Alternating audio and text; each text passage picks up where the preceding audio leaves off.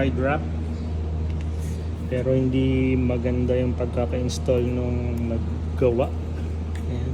Tanggalin natin. Meron ding another protective sticker here na ibang brand. Siguro nagkamali siya dito sa top tube. Nagkamali uli siya sa down tube pero hindi niya na inayos. So ito na lang kinapit niya sa taas. Yeah, tatanggalin natin.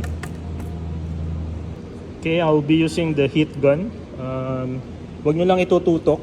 So layuan nyo lang siya. Ganyan lang. Para ka lang nagpa-parlor. Ayan. Okay. Pipil natin magandang paint. Ganda naman pala eh. Nilalagyan pa nito. Yung.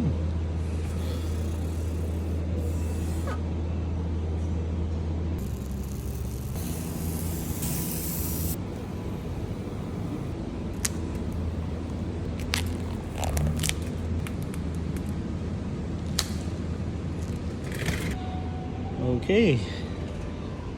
Ito na siya. Compared dun sa may wrap, dito na ako. Mas maganda, lumabas yung kulay ng bike. Chop.